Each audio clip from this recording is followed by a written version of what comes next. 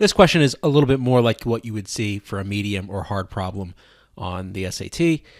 Maybe not 3% changes in a row, but certainly this style of there's some initial value, there's some percent changes, and there's some final value, and we need to work backwards to find that initial value. And here's a case where the two-step approach really falls apart, and I'll show you how the formula actually makes this pretty straightforward. So what's the two-step approach? We start with our P, our initial population. We have to increase it by 10%. So how do we do that? Well, we take our P, we multiply it by 10%. So we'll write it like this, I guess, 0.10 times P. But then I have to add that back to P, right? Because I have to increase my P by that 10% of P. So, okay. But then I have to decrease this result by 4%. So what do I have to do? Well, I've got to take this, whatever this new value is, I have to multiply it by 4%. But then I have to add it back to what it was, right? I have to add it back to P plus 0.10P.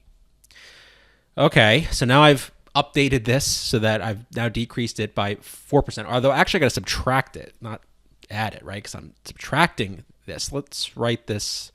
I'm quickly running out of room. You can kind of see one of the many problems with this. So we'll write it over here. And then we're going to take this and we're going to subtract it from just the original value, which was P plus 0.10 times P. Okay, so there we go. Whew. So we have our value. We want to find 4% of it, and then I need to subtract that from what it was, which was the P plus 0.10P. Okay, but now I got to decrease it by 15%. So I got to take this whole thing, and I have to multiply it by 15% because this gives me 15% of this quantity. But then I have to subtract that from what it was. And so hopefully, I mean, I don't know. I'm going to try not to mess this up, but originally it was P plus 0.10P. Oh boy, minus 0.04 times P plus 0.10P. Okay, so at the end of the day, we finally will have calculated our value for P in 2013, and this is supposed to equal 2,224. So theoretically at this point, this is solvable. We solved the equation for P, and we're good. But of course, the setup is brutal. Solving this will be brutal. This is terrible, and this is just another example of why the two-step approach is just not going to be great. So how can we do this with our formula? A note, in a future video, I'll show you sort of another big mistake that test takers make when doing these problems. But for now, I'm just going to show you the way to solve it. We start with our P, but now we use our formula, right? Let's increase this by 10%. How would I do that? Well, I just multiply it by 1.10. 1 plus 10% is a decimal. I then take that result and I decrease it by 4%. So I'm going to multiply it by 1 minus 0.04 or 0.96. And then I take that result and I multiply it by 1 minus 0.15 because I've got to decrease by 15%.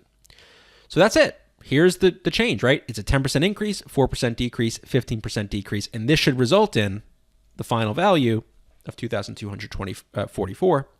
And so now we just solve this algebraically, and we're going to do that by dividing both sides by these values. So it's going to turn out we're going to be dividing our final value by these factors that we're getting from our formula, and then see what's left. So 2244 divided by 1.1 divided by 0.96 divided by 0.85. We end up with a nice clean answer of 2,500, and that's it. So you can see how much faster and cleaner this was. In future questions, I'll show you some other issues that students run into with these problems. But if you're using the formula, you set up your equation, you follow the formula with what the text actually says, you're going to be in good shape. Very doable.